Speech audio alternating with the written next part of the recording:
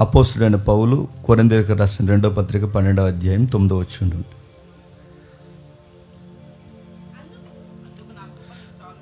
అందుకు నా కృప నీకు చాలును, బలహీనత యందు నా శక్తి పరిపూర్ణమగుచున్నదని ఆయన నాతో చెప్పెను. కాగా క్రీస్తు శక్తి నా మీద నిలిచియుండు నిమిత్తము విశేషముగా నా బలహీనతల యందే బహు సంతోషముగా అతిశయపడుదును. నేనెప్పుడు బలహీనుడనో అప్పుడే బలవంతుడు గనుక క్రీస్తు నిమిత్తము నాకు కలిగిన బలహీనతలలోను, నిందలలోను, ఇబ్బందులలోను, హింసలలోను, ఉపద్రవములోను నేను సంతోషించుచున్నాను. దీనికి మింగుడు పడిన వచనం 7వ వచనం. నాకు కలిగిన ప్రత్యక్షతలు బహు విశేషముగా ఉన్నందున నేను అత్యధికంగా ఇచ్చిపోకుండా నిమిత్తము నాకు శరీరంలో ఒక ముళ్ళు, నేను అత్యధికంగా ఇచ్చిపోకుండా నిమిత్తము నన్ను నలగొట్టుటకు సాతాను యొక్క దూతగా ఉంచబడెను. అది నా యొద్ద నుండి తొలగిపోవాలని దాని విషయమై ముమ్మారు ఏడుకొంటిని. అందుకు ప్రభువు, నా కృప నీకు చాలును,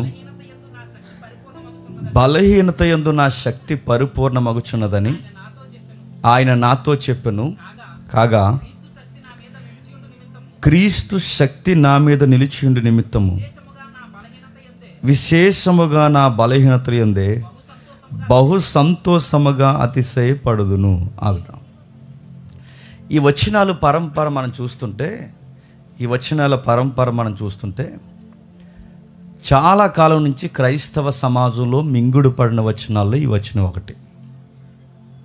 అదే పౌలు గారి శరీరంలో ఉన్న ముళ్ళేంటి?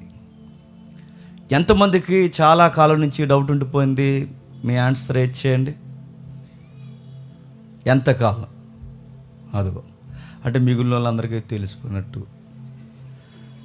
అంటే ఆ సందర్భమే చదవలేదన్నమాట మీ వ్యవహారానికి.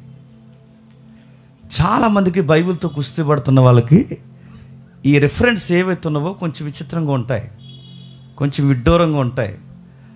ఆ పౌలు గారి శరీరంలో ఉన్న ముళ్ళని డీల్ చేయలేకే చాలామంది ఏమన్నారంటే పౌలు గారిలో కూడా పాపం ఉందన్నారు.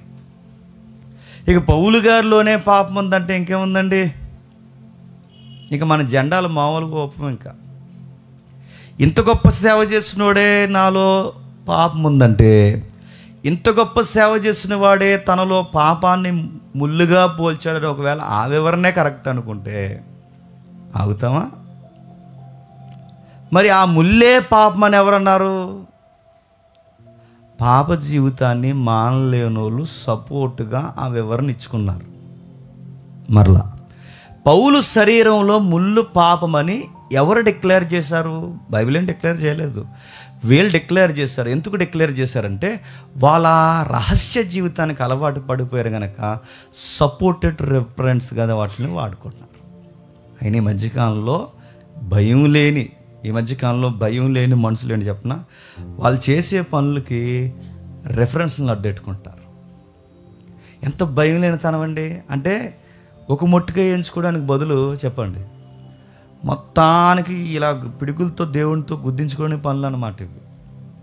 మొట్టికేసి వదిలేసే దేవుణ్ణి మొత్తానికి మనం గుద్దేసేసుకునేలా చేస్తాం మనం. అలాంటి చేయకూడదండి. వాక్యాన్ని ఎప్పుడు గుర్తుపెట్టుకోండి. టెక్స్ట్ ఏంటి అంటే సందర్భం ఏంటి, భక్తుడు ఏం చెప్తున్నాడు, ఆ విశ్లేషణ చేస్తున్నప్పుడు ఏ సంగతి దేవుడు మనతో మాట్లాడుతున్నాడు. ఎప్పుడూ అధ్యాయాల్లో నుంచి రెఫరెన్స్ని విడగొట్టకండి. ఆ రెఫరెన్స్ విడగొట్టి మీకు అనుకూలంగా ఉపయోగించుకోకండి, అది మహాపాపం. ఆ రెఫరెన్స్ని ఇప్పుడు డీల్ చేస్తున్నాం. ఏంటి ఏదో చెప్తున్నాడు 9వ వచనంలో, అందుకు నా కృప నీకు చాలును, బలహీనతల యందే నా శక్తి పరిపూర్ణమగుచున్నదని ఆయన నాతో చెప్పును. నిజాయితీగా ఒప్పుకుందాం, ఆ రిఫరెన్స్ ఏమైనా అర్థమైందా? బలహీనతల యందు శక్తి పరిపూర్ణం అవడం ఏంటండి? బలహీనతల యందు శక్తి అభివృద్ధి పొందడం ఏంటండి? బలహీనతల యందు పౌలు గారికి శక్తి రావడం ఏంటంటే, బలహీనత వచ్చినప్పుడు శక్తి పోద్దా, శక్తి పెరుగుద్దా? ఏంటంటే అంత వీక్గా ఉన్నావు అంటే దాని అర్థం ఏంటి? శక్తి తగ్గిందని. ఇప్పుడు బాగా వినండి, పౌలు గారికట బలహీనతలోనే శక్తి పెరుగుతుందట. అంటే ఇది శారీరకంగా మాట్లాడుతున్నాడా, ఆత్మీయంగా మాట్లాడుతున్నాడా, ఏ సంగతి మాట్లాడుతున్నాడు? దీని సంగతి ఈరోజు కొంచెం మనం తేలుద్దాం, అర్థం చేసుకునే ప్రయత్నం చేయండి. కొంచెం అర్థం కానట్టు కన్ఫ్యూజ్గా ఉంటుంది, ఎల్లుకుల్లో అర్థం అవుద్ది. నిజానికి ఎందుకో ఈ లెసన్ నేను సెమినార్లో చెప్పాలండి. నేను సెమినార్ కొరకు రాసుకున్న నోట్స్ ఇది. సెమినార్ లెసన్ చెప్పాలి, నాకు అప్పుడు కుదరలేదు. డేవిడ్ గారు సాంగ్ రిలీజ్ చేశారు చూసారా, ఆ సాంగ్కి తగ్గట్టుగా ఈ లెసన్ నేను చెప్పాలి. కానీ నాకు అప్పుడు కుదరలేదు అది చెప్పడానికి. నాకు ఎందుకో ఈరోజు ఈ వారం ఏం చెప్దాం అనుకున్నప్పుడు ఈ నోట్సే నా కళ్ళ ముందుకు వచ్చింది. ఆయన ఈ లెసన్ అప్పుడు ఎందుకు చెప్పకూడదంటే, సంతోషంగా ఉన్నప్పుడు ఈ లెసన్ డీల్ చేయలేమండి, మనసు బాధ ఉన్నప్పుడు ఈ లెసన్ డీల్ చేయగలం. మీకు ఇండైరెక్ట్గా అర్థమై ఉంటుంది, చెప్పండి. కొంచెం బాధగా ఉంది కనుక బాగా అర్థం అవుతుంది. చెబుదాం ఒకసారి, చూద్దాం ఒకసారి. బలహీనతల యందు కృప ఇవ్వడం ఏంటి? పౌలు గారికి బలహీనత ఏంటి? పౌలు గారి యొక్క బలహీనతల్లో బలం పెరగడం ఏంటి? బలంలో కృప ఏంటి? బలంలో శక్తి ఏంటి? బలంలో ఆయనకి అతిశయం ఏంటి? అయినా మానవులు అన్నాక ఏదో ఒక బలహీనత ఉంటుందా, ఉండదా? నీకో బలహీనత, నీకొక బలహీనత, నీకొక బలహీనత, నీకొక బలహీనత, అందరికీ ఏదో ఒక బలహీనత. కానీ మన బలహీనతలు పాపంతో ముడిపడిన బలహీనతలు, వీళ్ళ బలహీనతలు పాపంతో సంబంధం లేని బలహీనతలు. మన బలహీనతలు ఏంటి? వాడికి డబ్బు బలహీనత, ఒకడికి పేరు బలహీనత, ఒకరికి సోకు బలహీనత, మరొకటికి సోదు బలహీనత, మరొకడికి అమ్మాయిలు బలహీనత, మరొకడికి సినిమాలు బలహీనత, మరొకడికి అది నిజం చెప్పడం కూడా అబద్ధం చెప్తుంటారు, అదో బలహీనత. ఒక్కొక్కడికి ఒక బలహీనత. మానవులు అన్న వారికి బలహీనతలు ఉంటాయి. ఇంకా ఏమున్నాయి బలహీనతలు? రోగాలు బలహీనత, అప్పులు బలహీనత, సంసారం గొడవలు బలహీనత, చదువులు బలహీనత, ఉద్యోగం బలహీనత, ప్రాబ్లమ్స్ అంటారు వీటిని. ఒక్కొక్కరి జీవితంలో ఒక్కొక్క బలహీనత, వాటిని దాటి రావడం చాలా కష్టమవుతుంటుంది. అలాంటి బలహీనతలు చాలా సమాజంలో ఉన్నాయి. అయితే ఇప్పుడు ఈ బలహీనత కోసం మాట్లాడుతున్నాడు. ఏంటి దీని అర్థం ఏంటి? ఏం మాట్లాడుతుంది దీని గురించి తెలియాలంటే కొంచెం విశ్లేషణ చేయాలి. ఏమంటున్నాడు? ఆ 9వ వచనం చదువు ఒకసారి తమ్ముడు. ఆ 9వ వచనం, అందుకు నా కృప నీకు చాలును, బలహీనత యందు నా శక్తి పరిపూర్ణమగుచున్నది. బాగా వినాలి. బలహీనత యందు నా శక్తి పరిపూర్ణ అవుతుంది. బలహీనత అంటే ఏంటో అర్థమైంది. బలహీనత అన్న దానికి పదాన్ని ఉపయోగిస్తున్నాడు. అయితే నా శక్తి దానికి పరిపూర్ణమగుచున్నది అన్న దానికి గ్రీకులు ఏమని వాడాడంటే డైనమిస్ అనే పదం వాడాడు. అంటే దాని అర్థం శక్తికి సంబంధించిన పదం, అంటే విశేషమైనది. అంటే ఆ వచ్చిన అర్థం ఏంటంటే అది అతీతమైనది, శక్తి కలిగినది. దాని తెలుగులో శక్తి అని సింపుల్గా అన్నారు, కానీ ఇంకంతకు మించిన గ్రావిటీ కలిగిందన్నమాట. అలాంటి పదాన్ని ఉపయోగించాడు. పౌలు గారికి అంత శక్తి ఏ టైంలో వస్తుందట? ఆ శక్తి ఏ టైంలో వస్తుందంటే బలహీనత టైంలో వస్తుందట. బలహీనతకి ఇంకా మూల పదాలు ఏం వాడారు? ఇంగ్లీష్లో అయితే వీక్నెస్ అన్నాడు, తెలుగులో బలహీనత అన్నాడు, మూలంలో గ్రీకులో అత్నియా అనే పదం వాడాడు. అస్త్నియా, అత్నియా అనే పదం వాడారు. అంటే ఈ పదాలు దేనికి సూచిస్తున్నాయంటే మళ్ళీ చెప్తున్నాను, ఒక శారీరకమైన, బాగా వినాలి, మీకు అర్థమవుద్ది, అర్థమయ్యే వాళ్ళకి అర్థమవుద్ది. ఒక శారీరకమైన ఏదన్నా ప్రాబ్లం వచ్చినప్పుడు ఆ ప్రాబ్లానికి వాడే పదమే వీక్నెస్ అనే పదం వాడారు. పౌలు గారి యొక్క బలహీనత, పౌలు గారి యొక్క ఆ ఏదైతుందో ఆయన చెప్పుకోలేని ఇబ్బంది మనం అనుకుంటున్నట్టు పాపం కాదు.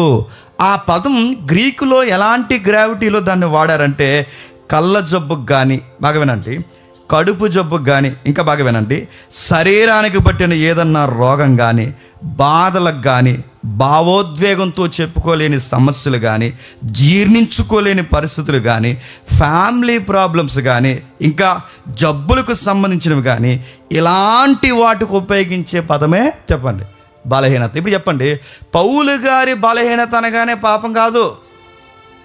మన బలహీనత ఏంటి? ఇంత ప్రసంగం విని ఇంటికి పోయి సినిమా చూస్తాం, అది మన బలహీనత. పౌలు గారు మన బలహీనతలు ఏంటి? మన బలహీనతలు పాపాలు. పౌలు గారి బలహీనత ఏంటి? అది శారీరక సంబంధమైన, అంటే ఆయనకి సంబంధించిన ఏదో ప్రాబ్లం ఉంది. అది సిన్ అయితే కాదు, అది పాపం అయితే కాదు, అది పాపానికి సంబంధించింది కాదు. ఆయన దేనికి వాడుతున్నారు ఆ పదాన్ని? జబ్బుకు కానీ, శారీరకమైన ఇంకా ఏదన్నా బాధకు కానీ, చెప్పుకోలేని బాధలు ఏమన్నా ఉంటే వాటికి వాడుతున్నాడు. వాటికి సంబంధించే శరీరంలో ఏదో ఒక ప్రాబ్లానికి అది ఆ విషయాన్ని వాడుతున్నారు. కొంతమంది ఏమన్నారంటే కళ్ళు జబ్బు కోసం వాడారంటే అంత క్లియరెన్స్ లేదు అక్కడ. మొత్తం మీద ఆయనకి ఏదో ప్రాబ్లం ఉంది, ఏదో ఒక ముళ్ళు ఉంది. ఆ శరీరంలో ఉన్న బాధని వ్యక్తీకరించడానికి ఆయన వెళ్ళన్నాడట. ముమ్మారు చెప్పండి ప్రార్థన చేశాడట. ఏమని ప్రార్థన చేశాడు చెప్పండి? ఈ ముళ్ళు తీసే, చెప్పండి, ఈ బలహీనత తీసే, ఈ ముళ్ళు తీసే ప్రవ్వా, ఈ బలహీనత తీసే ప్రవ్వా అని ప్రార్థన చేసేటట్టు నేను అడుగుతున్నాను. ఈ ముళ్ళు తీసే, బలహీనత తీసే అని ప్రభువు ప్రార్థన చేసినప్పుడు ప్రభు ఏమని జవాబు ఇవ్వాలండి? తీసాను అనాలి. అలా అనకుండా ఏమన్నాడు తెలుసా? నా బలహీనత తీసే ప్రవ్వా అని ప్రార్థన చేస్తే ప్రభు అన్నాడు, ఇంకో పదం ఉంది, నా బలహీనత తీసే ప్రవ్వా. అర్థమవుతుందా? అంత బలహీనంగా చూడకండి, నైవ్ చూడండి, అర్థం చేసుకోండి. నా బలహీనత తీసే ప్రభు అన్నప్పుడు ప్రభు ఏమనాలి? ఎస్ మై సన్, నీ బలహీనత నేను తీసేస్తున్నాను అన్నారు. అలాగ అనలేదు ఆయన. ఏంటి బలహీనత తీసే అంటే ఏమంటున్నాడు? బలహీనత ఉండెత్తానులే అన్నాడు. ఇదేం జవాబండి? బలహీనత తీసామని ప్రార్థన చేస్తే దానికి వచ్చిన జవాబు ఏంటట? బలహీనత వండిస్తానని చెప్పడమే జవాబంట. అర్థమైతే ధన్యత. బలహీనత తీసే ప్రవ్వా, నాకున్న ఇబ్బంది తీసే ప్రవ్వా, నా రోగం తీసే ప్రవ్వా, నా కళ్ళ జబ్బు తీసే ప్రవ్వా, నేను చెప్పుకోలేని శ్రమ తీసే ప్రవ్వా, నా బాధాకరమైన విషయం తీసే ప్రభు అంటే, నా బాధను తీసే ప్రభు అంటే ప్రభు అన్నాడట. జవాబు ఇస్తున్నాను పౌలు. ఆ జవాబు ఏంటంటే, ఆ జవాబు బాధే జవాబు అన్నాడు. ఇదే విచిత్రమైన జవాబు అండి. నేను మళ్ళీ అడుగుతానండి, ఈరోజు మీకు ఈ సబ్జెక్ట్ అర్థమైతే నేను చెప్తున్నాను, ఆత్మీయంగా ఒక మెట్టు ఎదుగుతారు. ఈ సబ్జెక్ట్ మీకు అర్థం కాకపోతే ఆల్రెడీ 4 మెట్లు కింద ఉన్నారు, గుర్తుపెట్టుకోండి. ఇది అర్థం కావాలి. ఒక సున్నితమైన సందర్భం ఇది. ఏం బలహీనత? ఈ బలహీనత తీసే ప్రభు అంటే ఆ బలహీనత అలానే ఉంచు. ఆ బలహీనత ఉంటేనే నా శక్తి, చెప్పండి, పరిపూర్ణం అవుతుంది. బలహీనత, బలహీనత, ముళ్ళు, బలహీనత, ముళ్ళు, బలహీనత, ఇదే కదండి పదాలు. మళ్ళీ డౌట్ వచ్చేస్తుంది, ఏంటని ఆ బలహీనత ఏంటి చెప్పు అన్న డౌట్ మనకు వస్తుంది. ఆ బలహీనత అంటే ఏంటో తెలియాలంటే ఇప్పుడు గుర్తుపెట్టుకోండి, ఒక వచనాన్ని డీల్ చేయాలంటే మొత్తం అధ్యాయాన్ని విశ్లేషణ చేయాలి. ఆ చేసినప్పుడు మనకు అర్థమవుద్ది ఏం చెప్తున్నాడు కొంచెం జాగ్రత్తగా చూద్దాం. 21వ వచనం రండి, 11వ అధ్యాయం, కొంచెం జాగ్రత్తగా వినండి. 21వ అధ్యాయం, క్షమించండి, 11వ అధ్యాయం 21వ వచనం నుండి. మేము బలహీనులమై ఉన్నట్టు అవమానముగా మాట్లాడుచున్నాము. ఏ విషయమందును ఎవడైనను ధైర్యము కలిగి ఉన్నాడో ఆ విషయమందు నేను కూడా ధైర్యం కలిగిన వాడిని. పౌలు గారికి ఉన్న బాధల్లో ఒక బాధ ఏంటి చెప్పనా? ఈ మాట ఎవరిని అనకూడదండి. పౌలు గారికి ఉన్న బాధల్లో ఒక బాధ ఏంటి చెప్పనా? కొరింథీ సంఘంలో ఒక మూక తయారై అన్నారట, ఈయన అపోస్తలుడు ఏంటండి అన్నారంట. ఈయన కూడా స్పీకరే, ఈయన సువార్త చెప్పేస్తున్నాడా? పౌలు గారిని చూడండి, ఏ స్పీకర్ భరించలేని ఏంటి చెప్పనా? నువ్వు స్పీకర్ కాదండమే, అది పెద్ద ప్రాబ్లం. నా గొడవలు జరుగుతున్నప్పుడు ఆ గొడవ ఇంకా రచ్చ అయిపోవడానికి కారణం ఏంటో తెలుసా? నువ్వు ఒక సేవకుడివా అన్నారు. నన్ను తట్టుకోలేకపోయినా మాటకి. నా మీద నిందలేసినా పర్లేదు, నా మీద నేరాలు వేసినా పర్లేదు, కానీ విశేషముగా ఖచ్చితంగా నాణ్యంగా సేవ చేస్తున్నవాడి దగ్గరికి వెళ్ళి నువ్వు సేవకురా, నువ్వు సేవకుడురా అంటే ఎలా ఉంటుంది తెలుసా? ఇంతకన్నా పెద్ద గాయం ఏమి లేదండి. పౌలు గారికి ఆ గాయం చేశారట. ఈయన అపోస్తలుడేటండి, ఈయన సువార్థికుడు ఏంటండి, లెటర్స్ ఏదో కొంచెం బాగా రాస్తాడేమో కానీ మనిషి మాత్రం అంత చెప్పుకోదగ్గ మనిషి ఏమీ కాదన్నారంట. ఆ టైంలో బాధపడుతూ లెటర్ రాస్తున్నాడు. ఎవరికి? సంఘానికి. ఎవరైతే నన్ను డౌన్ చేస్తున్నారో, ఎవరైతే నన్ను బలహీనంగా మాట్లాడుతున్నారో, ఎవరైతే నన్ను అవమానించాలనుకుంటున్నారో, నేను చెప్తున్నాను, మేము బలహీనులమై ఉన్నట్టు అవమానముగా మాట్లాడుతున్నాం. ఎస్, అవును, మేము బలహీనులమే, మీరు బలవంతులు. మేము పనికిమానోళ్ళమే, మీరు పనికొచ్చేవాళ్ళు. మేము చేతగానోళ్ళమే, మీరు సత్క్రియలు చేసేవాళ్ళు. మేము పాపాత్ములమే, మీరు మంచోళ్ళు. మేము దుర్మార్గులమే, మీరే గొప్పోళ్ళు. అంటే ఏమంటున్నాడండి? ఆ పత్రిక మీకు చదువుతుంటే 12వ అధ్యాయం 11వ అధ్యాయం చదువుతుంటే మీకు పౌలు గారు మీకు ఏమర్థమవుతుందో తెలియదు, కానీ ఆ 2 అధ్యాయాలు రాస్తున్నప్పుడు ఖచ్చితంగా ఆయన కళ్ళు తడుసుంటాయో తడుసుండవో చెప్పండి. ఏ సేవకుడు ఎప్పుడూ చెప్పుకోకూడదు ఏంటో చెప్పనా? నేను సేవకుడిని నన్ను ప్రూవ్ చేసుకోవడం ఏంటండి? బాధపడుతున్నాడు, చెప్పుకుంటున్నాడు, ఇండైరెక్ట్గా మాట్లాడుతున్నాడు. అవును, మేము బలహీనులమే, దౌర్భాగ్యులమే, అవమానకరమైన వ్యక్తులమే, మా అవమానాలు మాట్లాడతాను, కొంచెం వినండి అంటున్నాడు. మేము బలహీనులమే, మా బలహీనతలు మాట్లాడతాం, కొంచెం వినండి. మేము మా సేవకులు, మేము మంచోళ్ళం కాదు, మేము ఎవరం గొప్పోళ్ళం కాదు, మీరు గొప్పోలే, మేము గొప్పోళ్ళం కాదు, నేను మాట్లాడుతున్నాను వినండి అన్నాడు. మొదలెట్టాడు ఆయన బలహీనతలు. అవి ఏమనగా, నేను మాట కింద చెప్తున్నాడు, ఏ విషయమందు ఎవడును ధైర్యము కలిగి ఉన్నాడో ఆ విషయమందు నేను కూడా ధైర్యం కలిగి ఉన్నాను. నువ్వేదో ధైర్యం అనుకుంటున్నావుగా, ఏ దేవుడో సేవ ధైర్యం అనుకుంటున్నావుగా, ఆ సేవయే, ఆ ధైర్యము నాకు కూడా ఉందని మాత్రం అవమానిస్తున్న నువ్వు మాత్రం మర్చిపోకు. ఏ విషయమందు అయితే పాయింట్ అవుట్ చేస్తున్నారో ఆ విషయమందు నేనే కూడా ఉన్నానని మర్చిపోకు. కిందికి అంటున్నాడు, అవివేకముగా మాట్లాడుతున్నాను సుమా. ఏమంటున్నాడండి? దాని అర్థం ఏంటండి? బాధపడుతున్నాడు. ఏమంటున్నా తెలుసా? అవును, అవివేకం మాట్లాడుతున్నాను. మీరు చాలా తెలివైన వాళ్ళు, మాకే మాట్లాడతాం రాదు, అవివేకంగా మాట్లాడుచున్నాను సుమా. వారు ఎబ్రీలా, నేను ఎబ్రీయుడినే. వారు ఇశ్రాయేలీలా, నేను ఇశ్రాయేలుడినే. వారు అబ్రహాము సంతానమా, నేను అట్టివాడినే. వారి క్రీస్తు పరిచారకుల, ఎర్రివాని వలె మాట్లాడుచున్నాను. నేను మరి ఎక్కువగా క్రీస్తు పరిచారకుడిని, మరి విశేషముగా ప్రయాసపడితిని. మొదలెట్టాడు చూడండి, ఏమంటున్నాడు చూడండి, మరి విశేషముగా ప్రయాసపడితిని, అనేక పర్యాయములు శరసాలలో ఉంటిని, అపరిమితముగా దెబ్బలు తింటిని, అనేక మార్లు ప్రాణాపాయ స్థితిలో ఉంటిని, యూదుల చేత 5 మార్లు ఒక్కడు తక్కువ 40 దెబ్బలు తింటిని,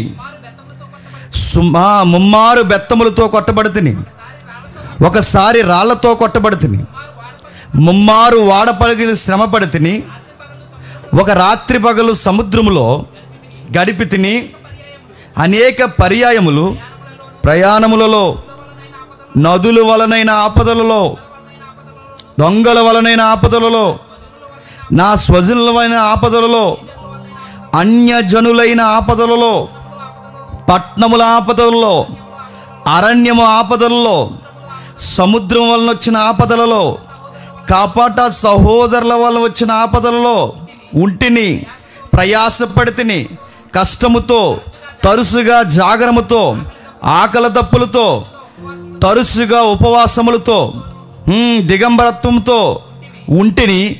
ఇంకా చెప్పవలసినవి ఉన్నవి.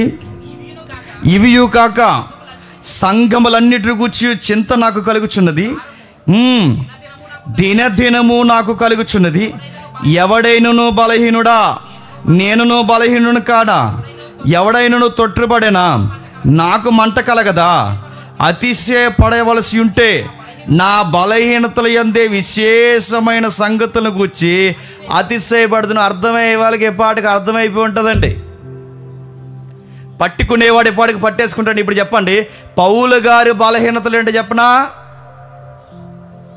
టయానికి ఆయనకి భోజనం లేదు, సేవలో గుర్తుపెట్టుకోండి. టైంకి నిద్ర లేదు, ఆయన గుర్తుపెట్టుకోండి. సొంతోళ్ళు అన్నగారే ఆయన గుర్తుపెట్టుకోండి. స్వజనులు అన్న పదం ఉందిగా, సొంత యూదులు ఆయన్ని చాలా ఇబ్బందికి గురి చేశారు, గుర్తుపెట్టుకోండి. కపట సహోదరులు చాలా బాధ పెట్టారు, గుర్తుపెట్టుకోండి. సముద్రాల వల్ల ఇబ్బందులు ఉన్నాయి, గుర్తుపెట్టుకోండి. నదుల వల్ల ఇబ్బందులు ఉన్నాయి, గుర్తుపెట్టుకోండి. అంటే బలహీనతలు అనగానే ఇప్పుడు పౌలు గారి యొక్క మైండ్ డిక్షనరీలో బలహీనతలు అంటే ఏంటి చెప్పాలి. ఆయన పడే శ్రమలే చెప్పండి బలహీనతలుగా చెప్పుకుంటున్నాడు. ఇదిగో నా బలహీనతల యందు విశేషముగా చెప్పుకుంటాను, నేను గొప్పగా ఫీల్ అవుతాను.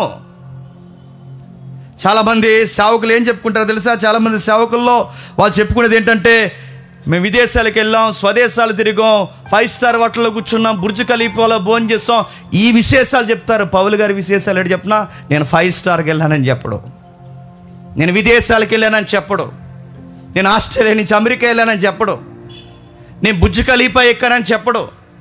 మా కుటుంబాన్ని ఎంత సమృద్ధిగా దేవుడిదిగో 5 స్టార్ హోటల్లో తినేంత స్థితిగతులు దేవుడిని మాకు ఇచ్చాడని చెప్పడు. విశేషముగా దేని యందు అతిశయపడుతున్నావు అంటే ఆయన బలహీనత యందు అతిశయపడుతున్నాడట. ఏ విషయం మందు నువ్వు అతిశయపడుతున్నావు అంటే అని అంటున్నాడు, శ్రమలనే బలహీనతలు యందు అతిశయపడుతున్నా. ఇదిగో సార్, ఆ లోస్త్రాలో వాక్యం చెప్తున్నప్పుడు పెద్ద రాళ్ళు ఇచ్చి కొట్టారు సార్. ఈ మచ్చ అదే సార్.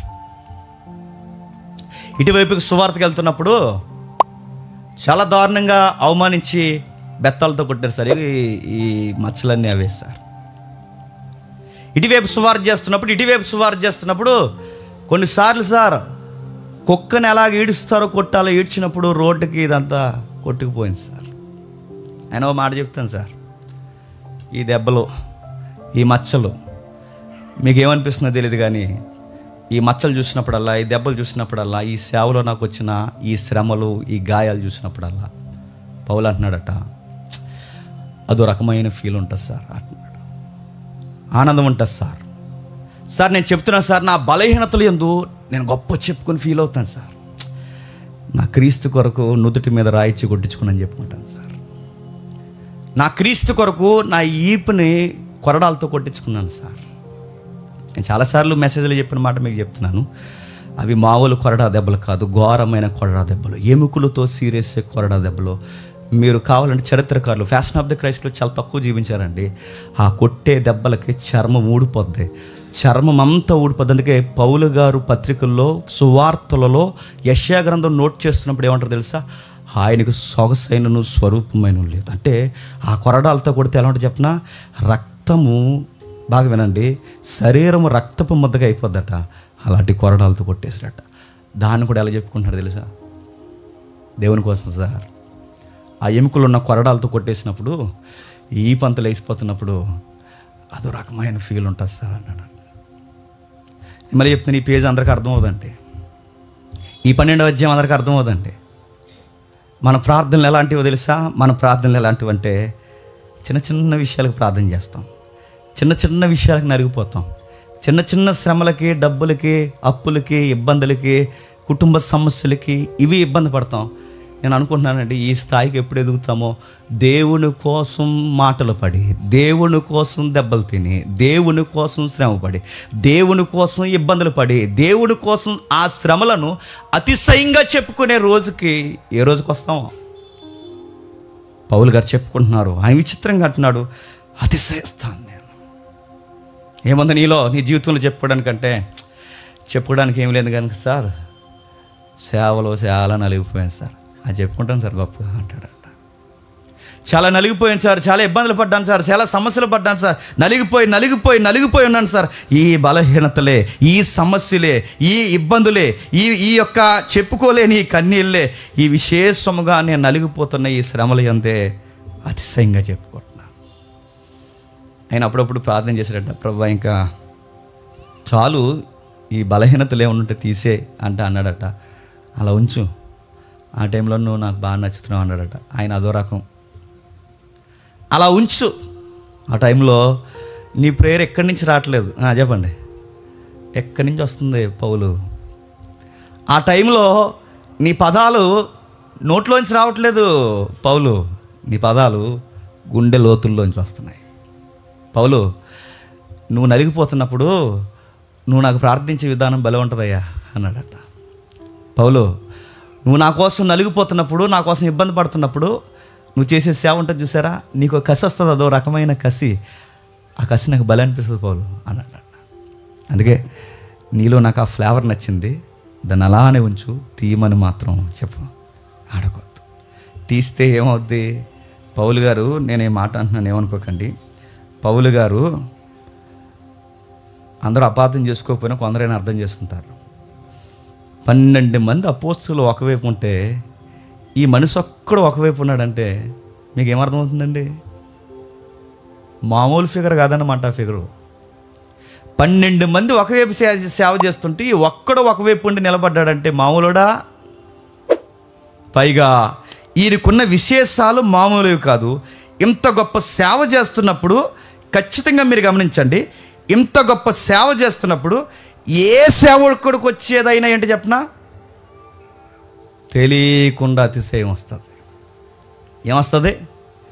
ఇప్పుడు నా మీటింగ్స్ అన్నీ సక్సెస్ అయిపోయి, నేను పట్టిందల్లా బంగారం అయిపోయి, రాజమండ్రి టౌన్ అంతా ఇక్కడ కూర్చున్నారనుకోండి, మీకు కనబడదు కానీ గుర్తుపెట్టుకోండి, నాకు తెలియకుండా పైన టామ్ అండ్ జెర్రీలో కొమ్మత్త చూసారు, కొమ్ము, ఆ కొమ్ము అలా వస్తుంది. దేవుడు పౌలు గారిని ఎంత ప్రేమించాడంటే, ఇలాంటి మంచి బిడ్డ, ఇలాంటి ఉన్నతమైన సేవకుడు అతిశయించి తొట్రెళ్ళిపోతాడేమని ప్రతిరోజు ఏదో ఒక శ్రమ పెట్టాడంటండి దేవుడు కావాలని. తను ఇష్టపడే బిడ్డలు మీరు ఎప్పుడైనా గమనించండి, ఒకటి పోతం కూడా రెడీగా ఉంటుందండి. మీరు ఎప్పుడు అదే రాసి పెట్టుకోండి.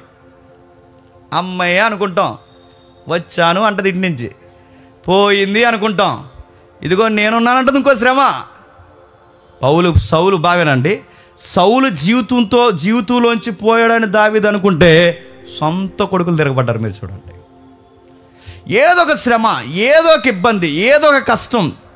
ఎందుకు పెడతా ప్రభు అంటే, అది లేకపోతే మీరు ఏమవుతారంటే అతిశయించేస్తారు.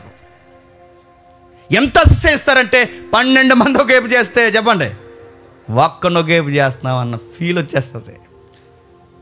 అపోస్తులు కాదని పౌలు గారిని పాయింట్ అవుట్ చేస్తున్నారుగా, నువ్వు అపోస్తులు కాదన్నప్పుడు ఎలా ఉంటుందండి? నన్ను అపోస్తులు కాదంటారట్రా, నన్ను సేవ కాదంట, నాకన్నా నాణ్యంగా ఎవడం చేస్తాడరా అనేంత అతిశయం వచ్చేస్తుంది.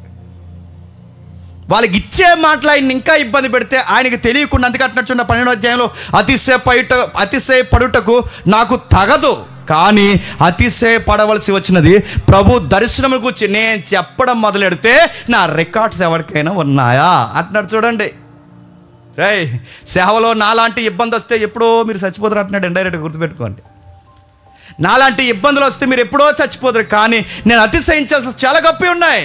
దర్శనాలు ఉన్నాయి, శ్రమలు ఉన్నాయి, ఆకలి దప్పులు ఉన్నాయి, రెస్ట్ లేని తనం ఉంది, జబ్బులు ఉన్నాయి, నా చుట్టూ ఉన్న వారికి హెల్త్ ప్రాబ్లమ్స్ ఉన్నాయి. చెప్పుకోవడానికి ఒక్కటి కాదు, 2 కాదు, అనేకమైన ఉన్నాయి. ఏమున్నాయంటే ఏమీ లేవు. చెప్పుకోవడానికి నా వెనకాల ఏమీ లేవు. పెంటతో సమానంగా ఆస్తులన్నీ ఎందుకున్నాను. చెప్పుకోవడానికి ఏమున్నాయంటే లౌకికమైన ఏమీ లేవు, శ్రమలు తప్ప నా గొప్పగా ఇంకేమీ లేవు. నా సొక్కా చింపితే నా వల్లంతా నా ప్రభువు గూర్చి గాయాలుంటాయి, నా నుదుటి చూపిస్తే నా ప్రభువు గూర్చి వల్లంతా గాయాలుంటాయి, నా ఆరోగ్య స్థితిగతులు చూస్తే నా ప్రభువు కొరకు ఆరోగ్యం పాడైపోయినా, నా బాహ్య పురుషుడు కుసించిపోయినా ఆ యొక్క లక్షణాలు ఉంటాయి. ఇంకేమున్నాయి నా గురించి చెప్పుకోవడానికి? నేను గొప్పగా చెప్పుకునేది ఏమన్నా ఉంటే, సేవలో తిరిగి నా లైఫ్ పాడైపోయింది సార్ అని గొప్పగా చెప్పుకుంటాను నేను. అది నీకేట్రా పాడైపోయిందని కనబడుతుంది, కానీ ఆ పాడైపోవడమే, నా ఆరోగ్యం పాడైపోవడమే, నా సమస్యలు ఎక్కువైపోవడమే, నాకు ఇలాంటి శ్రమలు ఎక్కువైపోవడమే, సేవ వల్లే ఇంత శ్రమలు ఎక్కువైపోవడమే ఎలా చెప్పుకుంటాను తెలుసా? గొప్పగా చెప్పుకుంటాను. నా సమస్యను, నా ప్రభు కొరకు నేను పడుతున్న ఆ ట్రబుల్ ఏదైతే ఉందో నేను గొప్పగా చెప్పుకుంటాను. అందుకే అంటున్నాడు, కిందికి మాట్లాడుతున్నాడు, నా బలహీనతల యందే నేను అతిశయిస్తున్నాను. అతిశయపడుటకు నాకు తగదు, చెప్పుకోకూడదు. అతిశయపడుటకు తగదు, కానీ నన్ను అతిశయపడుతున్నాను అని అనుకోకండి. నేను ఎందుకు ఎక్స్ప్లెనేషన్ ఇస్తున్నానంటే నన్ను అపోస్తుడు కాదన్నారు, నన్ను సేవకుడు కాదన్నారు, నా సేవను వంకబెట్టారు, నా పత్రికలను వంకబెట్టారు, నా గురించి ఎన్నో మాటలు అంటున్నారు. చివరికి ఇతను అపోస్తుడు ఏంటని పేలెత్తి జీవిస్తున్నారు. అందుకే నేను చెప్పుకోవడం మొదలు పెడుతున్నాను. మీ కిందికి మాట్లాడుతున్నాడు 2వ వచనంలో, క్రీస్తునందున్న ఒక మనుష్యుని నేను ఎరుగుతిని, అతడు 14 సంవత్సరముల కిందట అతడు శరీరముతో కొనుపోబడును నేను ఎరుగను. దర్శనాలు చెప్తున్నాడండి. మీరు దీనికి ఎంత అల్లాడిపోయి గొప్ప స్పీకర్లుగా చెప్పుకుంటే మీకు విషయం చెప్పనా, 14 సంవత్సరాల నుంచి నాకు అనుభవాలు ఉన్నాయి. ఇప్పటికి ఈ లెటర్ రాసేసరికి 14 సంవత్సరాల క్రితం నుంచి ఒక అనుభవాలు ఉన్నాయి, దర్శనాలు ఉన్నాయి, ఎన్నో విశేషమైన కార్యాలు ఉన్నాయి. రాళ్లతో కొట్టబడిన సందర్భాలు ఉన్నాయి, తరువు వేయబడిన సందర్భాలు ఉన్నాయి, సముద్రాల్లో నలిగిపోయిన సందర్భాలు ఉన్నాయి, ఆపదల్లో సందర్భాలు ఉన్నాయి, జాగరాల్లో సందర్భాలు ఉన్నాయి. ఇన్ని విశేషాలు ఉన్నాయి, దర్శనాలు ఉన్నాయి, ఆత్మీయ తీవ్రత ఉంది. నేను ప్రేయర్ చేస్తే ఇప్పటికిప్పుడు నన్ను వేరే లోకానికి తీసుకెళ్ళి చూపించేంత గొప్ప దర్శనాలు ఉన్నాయి. ఇన్ని దర్శనాలు నాకున్న అతిశయించుట వీలు పడదు. కిందికి అంటున్నాడు 4వ వచనంలో అట్టి మనుషుని నేను ఎరుగుదును, వశింప సఖ్యము కాని మాటలు వినెను. ఆ మాటలు మనుష్యుడు పలకకూడదు. అతడు శరీరముతో కొనిపోయెను, శరీరము లేక కొనిపోయెను. నేను ఎరుగను, అది దేవునికే తెలియను. అట్టి వాటిని గూర్చి అతిశయింతును. నా విషయమైతే నా బలహీనతలు ఎందే గాక మరి ఏ విధముగా అతిశయింపును. దర్శనాల గురించి చెప్పుకుంటే అతిశయిస్తున్నాను, కానీ ఇంకా చెప్పుకోవడానికి నేను దేనికి తెగింపును. నువ్వేం అతిశయిస్తావా పౌలు అంటే, నా బలహీనతలు ఎందే అతిశయిస్తాను. ఏం బలహీనతలు అంటే ఇంకా మీకు క్లియరెన్స్ వస్తుంది చూడండి. 9వ వచనం చూడండి, 9వ వచనం నుండి, అందుకు నా కృప నీకు చాలును, బలహీనతలు యందు నా శక్తి పరిపూర్ణమగుచున్నదని ఆయన నాతో చెప్పాను. కాగా క్రీస్తు నా మీద నిలిచియున్నాడు, నిలిచియుండు నిమిత్తము విశేషముగా బలహీనతలు ఎందే బహుగా సంతోషపడుతూ అసంతును. నేను ఎప్పుడు బలహీనున్నో అప్పుడే బలవంతుణ్ణు గనుక. ఇప్పుడు చెప్పండి, బలహీనతలు అంటే మళ్ళీ లిస్ట్ మొదలెడుతున్నాడు. క్రీస్తు నిమిత్తము నాకు కలిగిన బలహీనతలలో నిందలు, ఇబ్బందులు, హింసలు, ఉపద్రవాలు, ఇవే నా బలహీనతలు. ఇప్పుడు చెప్పండి, క్లియరెన్స్ వస్తుందా లేదా? 2 అధ్యాయాలు కలుపుతుంటే ఏమైనా క్లియరెన్స్ వస్తుంది? నా బలహీనతలు ఏంటంటే నిందలు, చెప్పండి, అవమానాలు, హింసలు, ఉపద్రవాలు, ఇంకా హింసలు. ఇంకా చెప్తున్నాడు, ఆ పైకి లిస్ట్ పోతే ఇందాక మనం చదువుకున్న 21వ వచనం నుంచి, ఇవన్నీ నా బలహీనతలు. ఈ బలహీనతలన్నీ దేనికి పడుతున్నానంటే క్రీస్తు నిమిత్తము నాకు కలుగుతున్నా, చెప్పండి, బలహీనతలు అన్నాడు. క్రీస్తు నిమిత్తము నాకు కలుగుతున్న బలహీనతలు. ఈ బలహీనతలన్నీ ఎందుకు పౌలు గారు మీకంటే అక్కడ పదం వాడాడు, నా కృప నీకు చాలును. నా కృప నీకు చాలునన్న దగ్గర ఒక పదం వాడారు, నా కృప నీకు చాలునన్న దానికి. ఏంటి ఆ పదానికి అర్థం అంటే, కృప అనగానే గ్రేస్ అనకండి, కృప అనగానే దానికి ఒక టెక్స్ట్లో ఒక అర్థం ఉంది. నా కృప నీకు చాలునన్న దగ్గర వాడిన పదం ఏంటంటే పరిపూర్ణ స్థితిలోకి వెళతావు అని వాడాడట. పరిపూర్ణ స్థితిలోకి వెళతావు. నా శక్తి నీకు ఎందుకు ఇస్తున్నానంటే నువ్వు పరిపూర్ణ స్థితిలోకి వెళతావు. పరిపూర్ణ స్థితిలోకి అంటే పరిపూర్ణ స్థితిలోకి వెళ్ళాలంటే నువ్వు ఇలాగే సేవను బట్టి అతిశయిస్తే, నువ్వు ఇలాగే విశేషమైన అద్భుతాలు, దర్శనాల కొరకు అతిశయిస్తే, నీకు దర్శనాలు ఉన్నాయి, నువ్వు స్వస్థతలు చేస్తున్నావు, నువ్వు ఎక్కడికైనా అనేక మంది మారిపోతున్నారు, వీటి గురించి నువ్వు అతిశయంతో మొదలు పెడితే ఆ అతిశయం నేనేం చేస్తుంది?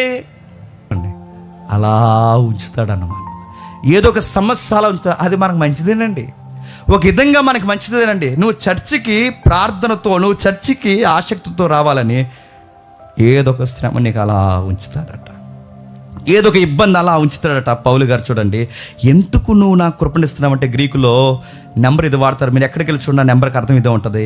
5056 టెలిలో అనే పదం వాడతారు. దాని అర్థం ఏంటంటే సంపూర్ణత. అంటే నేను సంపూర్ణతలోకి దిగపడుతూ ఉంటే ఎక్కాల్సిన మెట్టు కూడా నువ్వు ఎక్కకుండా, చెప్పండి, అక్కడ ఆగిపోతావు పౌలు. నువ్వు ఎక్కాల్సిన మెట్టు నువ్వు ఎక్కాలి అంటే, నేను అనుకున్న ఆ సంపూర్ణ స్థితిలోకి నువ్వు రావాలి అంటే, ఆ పరిపూర్ణ స్థితిలోకి రావాలంటే, ఆ ఫుల్ఫిల్లోకి నువ్వు రావాలి అంటే, ఓ సంపూర్ణ స్థితిలోకి నువ్వు రావాలి అంటే, నేను చెబుతున్న విషయాన్ని నువ్వు పాటించు.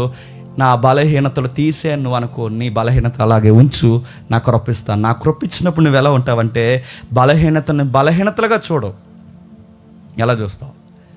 బలహీనతలను కూడా, చెప్పండి, ఏంటట చెప్పాలి, ముళ్ళు. పౌలు గారు ఎచ్చిపోకుండా పెట్టే ఏంటట చెప్పాలి, ముళ్ళు. పౌలు గారు ఎచ్చిపోకుండా పెట్టింది ఏంటట? బలహీనత. ఇప్పుడు ముళ్ళు అన్నది ఏంటట? బలహీనత. ఇప్పుడు ముళ్ళన్నా బలహీనత అన్నా అక్కడ వాడిన మూల పదాలు దేనికంటే చెప్పండి, చచ్చిపోతే ఏమవుతాడో, తప్పిపోతాడు. అలా ఉంచుతున్న ప్రభువా అని అడిగితే పౌలు గారికి అర్థమయ్యే భాష, అలా ఉంచుతున్న ప్రభువా అని అడిగితే పౌలు గారికి అర్థమయ్యే భాషలో చెప్పాడు, ఆ టైంలోనే నా కృప నీ యందు విస్తరిస్తుంది. అంటే నా కృప నీ యందు నిలుస్తుంది, నా కృప నీ యందు నిలుస్తుంది, నా కృప నీ యందు విస్తరిస్తుంది. అంటే ఏమనుకుంటున్నా పౌలు? పాత నిబంధన ఐడియా ఉందా? పాత నిబంధన ఐడియా ఉన్నప్పుడు మీరు గమనించండి, పాత నిబంధన ఐడియా ఉన్నప్పుడు గుడారం నా మీదకి ఎప్పుడు దిగి వస్తున్నాడంటే, ఇశ్రాయేలు సమాజం అంతా చూస్తున్నప్పుడు మహిమ గుడారం మీదకి వచ్చేసినప్పుడు ఇశ్రాయేలు అందరూ ఎలాగైతే బెంబేలు ఎత్తిపోయారో, నా దేవుడు నా మీదకి 24 hours దిగుతూనే ఉండాలి అంటే, ఆ గుడారం మీదకి దిగిన ఆ మహిమ ఈరోజు నా మీదకి దిగాలి అంటే, నా దేవుడు నాతో అన్నాడు, నువ్వు ఇలా బాధలు ఉన్నప్పుడే నీతో ఎక్కువ ఉంటాను పౌలు అన్నాడు. ఇప్పుడు చెప్పండి, గుడారం మీదకి ఏ మహిమ అయితే దిగిందో అదే మహిమ ఇప్పుడు నా మీద కూడా దిగుతుంది. ఏ గుడారం మీదకి దేవుడు దిగేవాడో, ఏ గుడారం మీదకి దేవుని సన్నిధి దిగేదో ఆ గుడారమే ఇప్పుడు నా మీదకి దిగుతుంది. అందుకే అంటున్నాడు చూడండి, 9వ వచనం ఏమంటున్నాడు చూడండి, నా కృప నీకు చాలును, బలహీనతల యందు నా శక్తి పరిపూర్ణమగుచున్నది. ఎవరి శక్తి అండి? బలహీనత ఎవరికి వచ్చిందండి? పౌలు గారికి వచ్చింది. బలహీనత పౌలు గారికి వస్తే శక్తి ఎవరికి రావాలండి? చెప్పాలి, మీకు అర్థమవుతుందో లేదో. బలహీనత పౌలు గారికి వస్తే శక్తి ఎవరికి రావాలి? పౌలు గారికి రావాలి. కానీ ప్రభు ఏమంటున్నాడు, నీకు బలహీనత వస్తే చెప్పండి, నీ మీద దిగుతాను. ఆ రోజు గుడారం మీదకి ఎలాగైతే దిగానో, ఇదిగో నా మీద నిలిచియుండు నిమిత్తము, ఆ కింద ఫుట్ నోట్ ఇచ్చాడు చూడండి, నన్ను కప్పు నిమిత్తము. ఆ వర్డ్ ఎక్కడ వాడతారు తెలుసా? పాత నిబంధనలో వాడతారు. అది ఆ పదం ఎక్కడ వాడతారు తెలుసా? గుడారం మీద వాడతారు. గుడారం మీదకి దేవుని మహిమ వచ్చి ఎలాగైతే అలా కప్పేసేదో, పౌలు గారికి బాధలు ఉన్నప్పుడల్లా వాదార్పు ఇవ్వడానికి ఎవరో రాలేదంట. చెప్పండి, నువ్వేం కావాలని కోరుకుంటా చెప్పు? శ్రమలు తీసేయమని కోరుకుంటావా? ఈ టైంలోనే నేను నీతో బాగుంటున్నాను, నువ్వు నాతో బాగుంటున్నావు ప్రభా, అదో రకమైన ఫీలింగ్ ఉంది ప్రభా అని మౌనంగా ఉండి ఆ బలహీనతలు అలాగే ఉంచు ప్రభు అని ప్రార్థన చేస్తాను. క్రైస్తవ్యానికి క్వైట్ ఆపోజిట్ మినిస్ట్రీ అండి. ఎవరిదో తెలుసా? మినిస్ట్రీలు కదండి. దేవుని ఆశీర్వాదం వల్ల మేము 5 స్టార్లు ఈరోజు ఏం తిన్నాం తెలుసా? వీళ్ళని అడుగుతున్నాడు ఆశీర్వాదం. ఇప్పుడు వాడ ఎలాగెళ్ళొస్తుంది? పాకిస్తాన్ పోయింది సార్, చెప్పగలవా అని అడుగుతున్నాను నేను. బాధలు అతిశయిస్తున్నారు, ఈరోజు సుఖాలు అతిశయిస్తున్నారు. ఆ రోజు దేవుడు ఎందుకు బాధపడుతున్నప్పుడు పౌలు గారు మేధావిగానికి అర్థమైపోయిందని మనకు, కాబట్టి ఇన్నిసార్లు చదువుకుని మనకు అర్థం అవ్వట్లేదు. ఆయనకి ఎందుకు అర్థమైపోయిందంటే, పౌలు గారు అంటున్నాడు, స్టార్టింగ్లో నాకు ఇబ్బందిగా ఉంది కానీ ప్రభు ఈ శ్రమలను పడుతున్నప్పుడు ఎందుకు నాకు పెట్టేవంటే నాకు అర్థమైంది, నేను పాడవకూడదనే కదా ఆడిని ఏజెంట్గా పంపించేవాడిని అన్నాడు. ఎవడాడు? అక్కడ ఉంది చెప్పండి. ఆడంటే మళ్ళీ ఆడ ఏమన్నా జీవిస్తారు చెప్పండి? సాతాను గారిని పంపించే కాదు ఏంటి. భక్తుల దగ్గర కట మీకు ఎలా విచిత్రంగా ఉందో వచ్చిన నాకు తెలియదు కానీ, భక్తుల దగ్గర కట దేవుడు కోరుండి పంపిస్తాడు. ఎవరిని చెప్పండి? సాతానుగా అండి. ఇప్పుడు పౌలు గారికి పక్కలో బల్లిలో ఉన్నది ఎవరంట? ఆడి శరీరంలో మరి ఎలా ఉన్నాడో తెలీదు. వాడు ఎలా ఉన్నాడో, అది రోగం రూపంలో ఉన్నాడో, ఇబ్బంది రూపంలో ఉన్నాడో, సమస్య రూపంలో ఉన్నాడో, కళ్ళు జబ్బో, మరి ఏ సమస్యో, శ్రమలో ఎలాగ వాడు ఫైట్ చేస్తున్నాడో తెలియదు. కానీ మొత్తం మీద ఆ సాతానుగాడికి దూతలాగే ఆ ముళ్ళుంది. అది సాతాను దూతగానే ఉంది. అంటే దేవుడు భక్తుడికి అందరికి కాదండో, నీకు నాకు కాదు, మన దరిదాపుల్లో లేవులేండి రెఫరెన్స్కి, నీకు నాకు కాదు, ప్రత్యేకమైన భక్తులకి దేవుడు కోరుకొని పంపించే బంపర్ ఆఫర్ ఏంటో తెలుసా? దయ్యంగాలను దగ్గర ఎడతాడు మన దగ్గర. ఈసారి మీరు ప్రార్థన చేసినప్పుడు, దేవా ఆ స్థితికి నన్ను ఎప్పుడు తీసుకెళ్తావు, దయ్యాన్ని ఎప్పుడు పంపిస్తావు నా దగ్గరికి, ఎప్పుడైనా ఈ ప్రేయర్ మీరు చేయగలరా? సాతాను గాని పంపించి నన్ను జల్లించేంత పరీక్ష పెట్టి ప్రభు వాడిని ప్రార్థన చేయగలమా? పాట ఇవ్వకపోతే కోపం, కుర్చీ ఇవ్వకపోతే కోపం, పిలవకపోతే కోపం, గుర్తించకపోతే కోపం, చర్చిలో నీకు ఇవ్వాల్సిన స్థానం ఇవ్వకపోతే కోపం. మళ్ళీ ఎవరిని అంటున్నారని మళ్ళీ మీరు ఈ పెడార్థాలు తీయకండి. అందరి దగ్గర ఉన్న లోపాలు నేను చెప్తున్నాను. అన్నీ కోపం, నీకు ఏదైనా 4 వాక్యాలు తెలిస్తే ఇంకెవరికి ఏదో తెలియదన్న బిల్డప్, అందరికీ టైటిల్ పెట్టి తప్పులు చెప్పడం.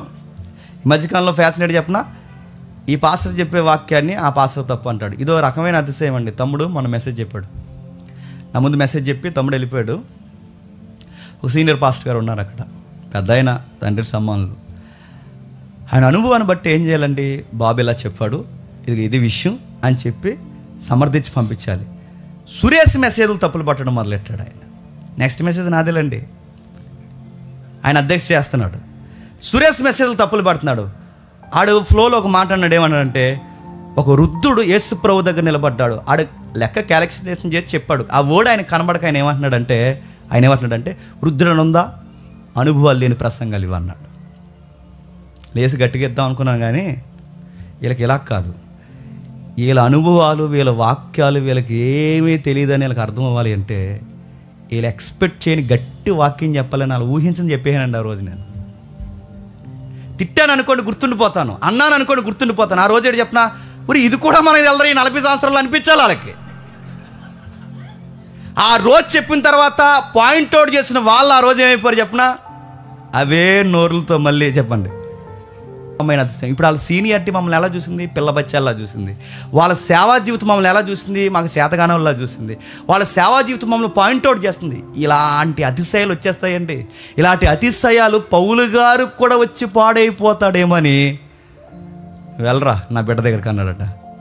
ఆడు తోకేసుకొచ్చేసాడు. ఎవడు చెప్పండి, ఆడొచ్చాడట. మరి ఎలా వచ్చాడో తెలియదు, కానీ ఇలా పంపుతాడు. ఏంటంటే మీకు ఎంతమంది గుర్తుందో, యోబు గారి దగ్గరికి ఎవరిని పంపాడండి? చదివే వాళ్ళకి అర్థమైపోద్దండి. పౌలు ముల్లేంటో అర్థం అవ్వాలి అంటే యోబు సందర్భాన్ని, పౌలు సందర్భాన్ని, ఈ టెక్స్ట్ రెండు పక్కన పెట్టుకుంటే ఇట్టే సందర్భం మీకు అర్థమైపోతుంది. యోబు గారి దగ్గరికి దేవుడు ఎవరిని పంపాడు? సాతాను గారిని పంపాడు. ఎందుకు పంపాడు? యోబు గ్రంథం మీద గ్రిప్ ఉన్న వాళ్ళు చెప్పేస్తారు. ఎందుకు పంపాడు? యోబు జీవితంలోనికి కొడుకులు చచ్చిపోయే చావెందుకు పంపాడు? కూతురు చచ్చిపోయే చావెందుకు పంపాడు? దాసులు చచ్చిపోయే చావెందుకు పంపాడు? ఆయన ఆస్తులన్నీ పోయే శ్రమలు ఎందుకు పంపాడు? చివరికి తన ఆరోగ్యం పోయే శ్రమలు ఎందుకు పంపాడు? సాతాను కానీ దీని వెనకాల ఎందుకు పంపాడు?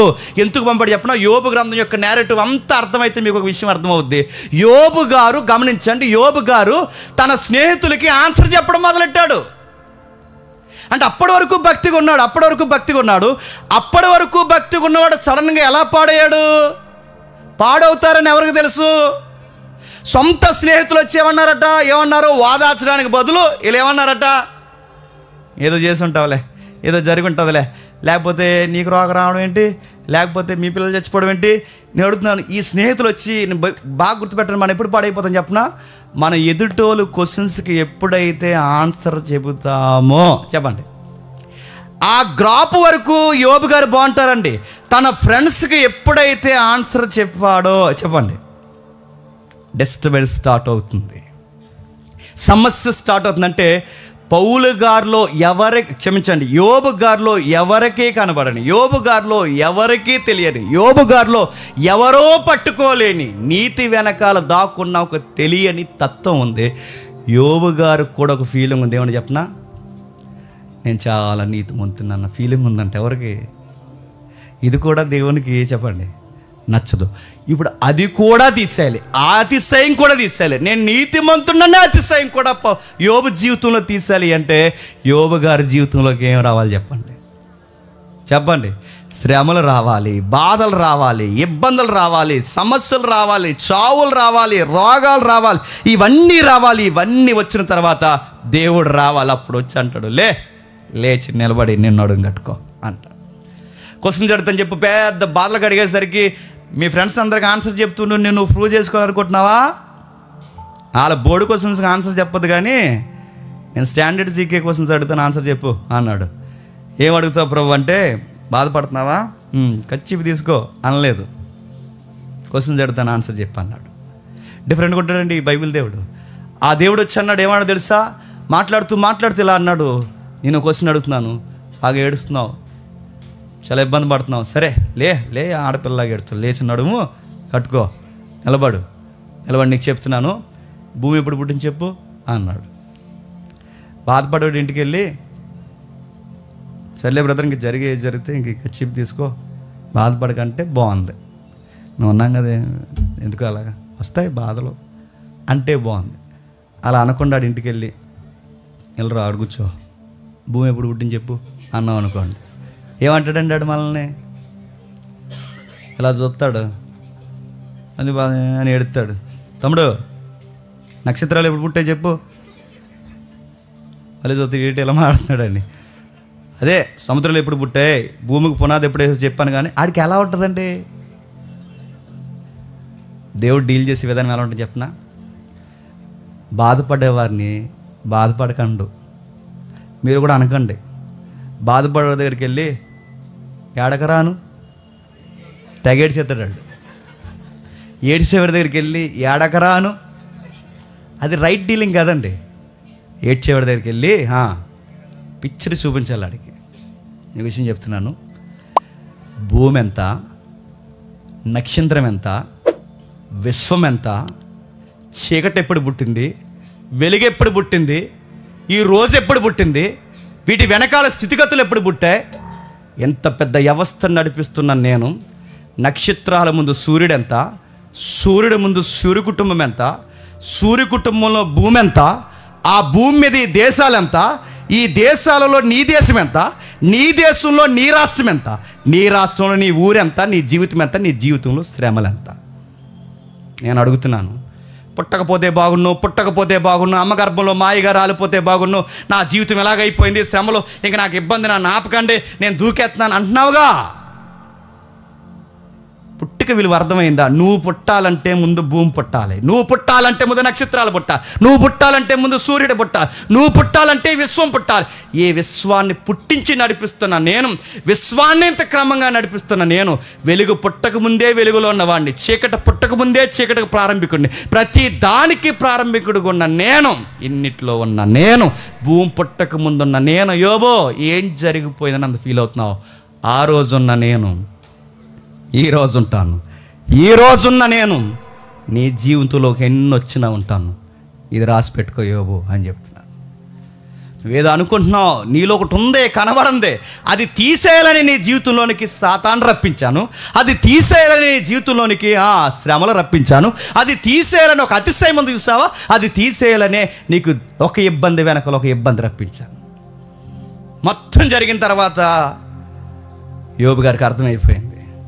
అప్పుడు అంటున్నాడు, పౌలు గారు ఏదన్నారో యోబు గారు అదే అన్నారు. ఏమంటున్నారు? 42వ అధ్యాయం యోబు గ్రంథం ముగించేద్దాం. 42వ అధ్యాయం యోబు గ్రంథం 42వ అధ్యాయం 2వ వచనం నుండి, నీవు సమస్త క్రియలను చేయగలవనియు, నీ ఉద్దేశించినది ఏదియు నిష్ఫలము కానేరదనియు నేనిప్పుడు తెలుసుకోండి. మరి ముందు తెలుసుకోలేదు, ఇప్పుడు నాకు అర్థమవుతుంది. ఎప్పుడు అర్థమవుతుంది?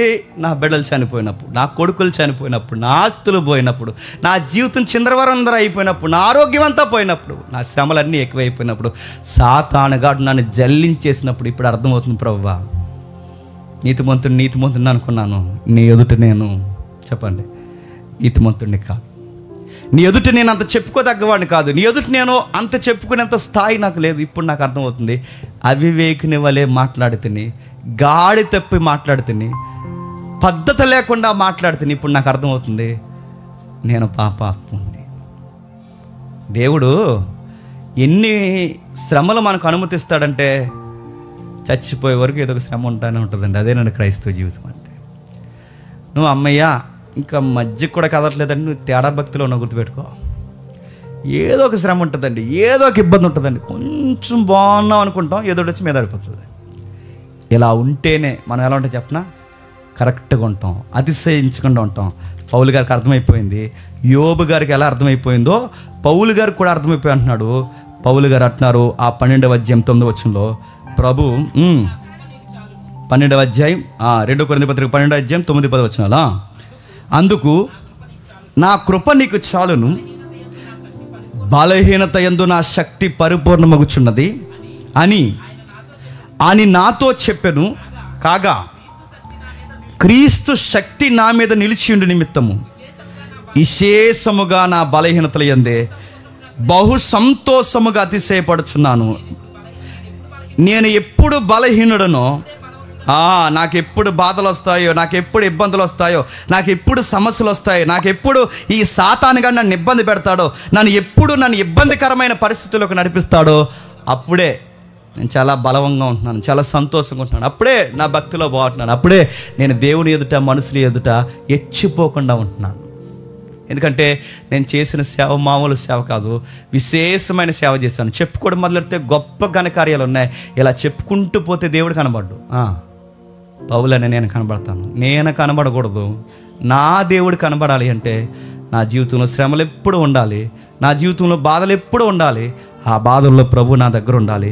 బాధలు ఉన్నప్పుడు ప్రభు కిరీటం వలె, మేఘము వలె, మేఘం మీద నుంచి దిగిన మహిమ వలె ఎప్పుడు నా చేయబట్టుకుని ఉండాలి.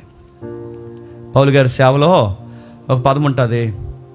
పాపం ఆయన బాధపడుతూ రాస్తాడు, ఆసియా ప్రాంతానికి అందరు నన్ను విడిచి వెళ్ళిపోయారు, ఎవ్వరు నా దగ్గర లేరు, నా దగ్గర కడ వరకు ఈ రోజుకి నాతో నిలబడి ఉన్నది ఎవరైనా ఉన్నారంటే నా చేయబట్టుకుని నిలబడిన ప్రభు తప్ప ఇంకెవరు నాతో లేరు అంటాడు. తెలిసి రాసాం, తెలియక రాసాం, కానీ మన పాటలో మొదట్లైన అదేనండి, మనుషులు ఎప్పుడు నీతో నిలవలే. ఉంటారనుకోకు, చేస్తారనుకోకు, కుటుంబము ఇవి రకరకాల విషయాలు తెలియదు. పౌలు గారి జీవితంలోనే చివరికి ఎవరు లేరంట. ఆయన అంటున్నారు ఎవ్వరు లేరు. మీరు ఇంటికి వెళ్ళిన తర్వాత చదవండి. పౌలు గారు చనిపోతున్నప్పుడు జతకి ఎవరైనా చనిపోరు అనుకుంటున్నారా? ఆయన చనిపోతున్నప్పుడు జతకి ఎవరైనా చనిపోరు అనుకుంటున్నారా? ఆయన చనిపోతున్నప్పుడు ఒక్కడే చనిపోయాడు, ఒంటరిగా చనిపోయాడు. నేను అడుగుతున్నానండి, మరణం కూడా అలా కళ్ళ ముందుకి క్రీస్తు నిమిత్తం వచ్చేస్తున్నప్పుడు మరణాన్ని కూడా సంతోషంగా ఎప్పుడు చూడగలమో తెలుసా? మరణాన్ని కూడా ఎప్పుడు ఆనందంగా చూడగలమో తెలుసా? బలహీనతలు యందు శక్తి పొందుకున్నప్పుడు చూడగలం. మరణాన్ని కూడా ఎంజాయ్ చేస్తాడు ఎవడైనంటే పౌలు అంటాడు, నా ప్రభు పడిన ఆ మరణ బలహీనతలు ఎట్టువో చూడాలని నాకు చాలా ఆశ ఉంది. వాటి మార్గాల గుండా నడిచిపోవాలని చాలా ఆశ ఉంది. మరణాన్ని కూడా సంతోషంగా స్వీకరించాలని ఆశ ఉంది. పౌలు అపోస్తులు మరణాన్ని కూడా సంతోషంగా ఎలా స్వీకరించగలిగారంటే వాళ్ళ బలహీనంగా ఉన్నప్పుడే ప్రభు శక్తిని బలంగా చెప్పండి అనుభవించారు. వాళ్ళ చేతులు కట్టేసినప్పుడే చాలా బలవంతులుగా ఉన్నారు. అందుకే ఆ కొరింథీ పత్రిక 4వ అధ్యాయం రాస్తే ఏమంటాడో చక్కగా కంగారు లేకుండా చదవని ముగించేద్దాం. 4వ అధ్యాయం 17వ వచనం నుండి, 4వ అధ్యాయం 15వ వచనం నుండి, మేము దృశ్యమైన వాటిని చూడక అదృశ్యమైన వాటిని నిదానించి చూచుచున్నాము గనుక క్షణమాత్రముండు మా సులకని శ్రమ మా కొరకు అంతకంతకు ఎక్కువగా యాలయనగా దృశ్యమైనవి అనిత్యములు, అదృశ్యమైనవి నిత్యములు. ఏమంటున్నాడండి? ఏం మాట్లాడుతున్నాడండి? ఆయన మాట్లాడుతున్న భాష ఎలా ఉందో చూడండి. ఆయన పడిన శ్రమలన్నీ ఎలాంటివంట? క్షణంలో పోయే చెప్పుకోదగ్గ అంత విశేషాలు కానీ సులకన వంటివి. నేను అడుగుతున్నాను, ఆయన పడిన శ్రమలే సులకనగా చూస్తే మరి మన శ్రమలు ఏమనాలండి? వాళ్ళ పడిన శ్రమలే సులకనైతే మన శ్రమలు నథింగ్, ఇంకేం లేదు చెప్పుకోవడానికి, మనకు అంత సీన్ లేదు చెప్పుకోవడానికి. వాళ్ళ శ్రమలే సులకనైతే ఇంక మనకి పెద్ద చెప్పుకునే విషయాలా లేదండి. ఈ మధ్యకాలంలో ఇలా ఇంక చెప్పక, ఇంకా ఆయన ముందు చూడు, ఆయన చేసినవే అని అన్నాడు, ఇంకా నాకేమీ లేదు, నేను చెప్పుకోతగ్గవేమీ లేవని ఆయన అంటే ఇక మనకే ఉంది చెప్పుకోవడానికి. చెప్పండి. అది 4వ అధ్యాయం 9వ వచనంలో ఏమంటున్నాడు చూడండి. 4వ అధ్యాయం 9వ వచనంలో, తరమబడుచున్నను దిక్కులేని వారము కాము, పడద్రోయబడినను నశించే వారము కాము, యేసు యొక్క జీవము మా శరీరమందు ప్రత్యక్షపరచబడుటకై యేసు యొక్క మరణ అనుభవం మా శరీరమందు ఎల్లప్పుడూ వహించుకొని పోవచ్చున్నాము. ఏలయనగా యేసు యొక్క జీవము కూడా మర్త్య శరీరమందు ప్రత్యక్షపరచబడినట్లు సజీవులమైన మేము ఎల్లప్పుడూ మీ నిమిత్తము మరణమునకు అప్పగించుచున్నాము. మరణాన్ని కూడా ఎవడానికి గొప్పగా చెప్పుకుంటాడండి? ఎవడ చెప్పుకోడండి? ఇలాంటి సెపరేట్ కేసుల్లోనే ఇలాంటి భక్తులు తప్ప ఇంకెవడ చెప్పుకోడండి. బ్రదర్ ఇంకొక 2 రోజుల్లో చచ్చిపోతాం బ్రదర్ నవ్వుతూ చెప్తున్నాను అనుకోండి, అడిగి ఎలా ఉంటుందండి? ఎందుకు చెప్పేస్తున్నారు సార్ అంటే, శవ కోసమే చంపేస్తున్నారు బ్రదర్, ఇంకా ఇసుకుపోయాను చచ్చిపోతాను నాకు అర్థమైంది అన్నప్పుడు ఎలా ఉంటుందండి? చావును కూడా సంతోషంగా చెప్పుకునే స్థాయి ఎవరికి వస్తుందంటే ఆత్మీయంగా ఒక మెట్టి ఎక్కినోడికి వస్తుందండి, అందరికి రాదండి. నీకు 2 మోసం అయితేనే కంగారు అయిపోతున్నావు అంటే నీ ఆత్మీయ జీవితం ఎలా ఉందో నీకు అర్థం అవ్వాలి. నీకు చిన్న చలి జ్వరం వస్తే నువ్వు చాలా కంగారు అయిపోతున్నావు అంటే నీ ఆత్మీయ జీవితం ఎలా ఉందో నీకు అర్థం అవ్వాలి. నీ జీవితం గుర్తుపెట్టుకో, నీ ఆత్మీయ జీవితం ఎంత ధైర్యం కూడా తెలుసా? చావా రానే, దాన్ని కూడా నేను ఎంజాయ్ చేస్తా. ఐసీయూలోకి తీసుకెళ్తారా? తీసుకెళ్ళనే, దాన్ని కూడా ఎంజాయ్ చేస్తా. రోడ్డు మీద పడతానా, పన్నే, దాన్ని కూడా ఎంజాయ్ చేస్తా, చావును కూడా స్వాగతిస్తా. ఎందుకు చెప్పనా? ఓ మరణమారా, నువ్వు వచ్చి నన్ను ఏం చేస్తావు? వచ్చాయి, నేను త్వరగా ఈ శరీరమును విడిచి నా క్రీస్తుతో ఉండాలని విశేష ఆశ కలిగిన వాడే జీవిస్తున్నాను. మనం ఏ శ్రమలు ఉంటాయి చెప్పనా? వస్తారు, కొంచెం ప్రార్థనలో పెట్టండి పాస్టర్ గారు అంటారు. ఏమైందమ్మా అంటే, వడ్డీకి అప్పిచ్చామండి, ఆ ఎదవ ఇవ్వట్లేదు. పోనీ వడ్డీ ఇవ్వకపోతే పోయాడండి, అసలైన ఇచ్చేలా కొంచెం ప్రార్థన చేయండి. అది కదమ్మా అంటే, అది అసలు అంటే కొంచెం ఆ పావల వడ్డీ అని ఇచ్చేలా నేను అడుగుతున్నాను.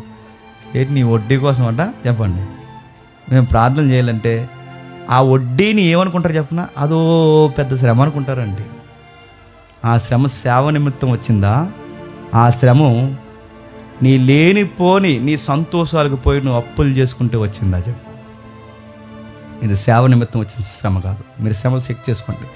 సేవ వల్ల వచ్చే శ్రమలేంటో నీకు తెలియాలి, నీ స్వయంకృత అపరాధాల వల్ల వచ్చిన శ్రమ ఏంటో నీకు తెలియాలి.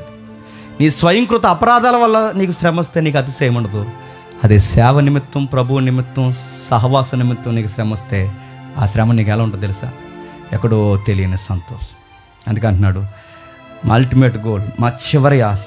ఇక చివరిగా పౌలు గారు మీరు ఏం కోరుకుంటున్నారని అడిగితే పౌలు గారు అంటున్నారు, ఈ టైంలో సార్ నదులు అయిపోయినాయి, సముద్రాలు అయిపోయినాయి, ఆపదలు అయిపోయినాయి, సహోదరులు అయిపోయారు, బంధువులు అయిపోయారు, అన్నీ అయిపోయాయి సార్, ఇంకొకటి ఉండిపోయింది సార్ లాస్ట్లో.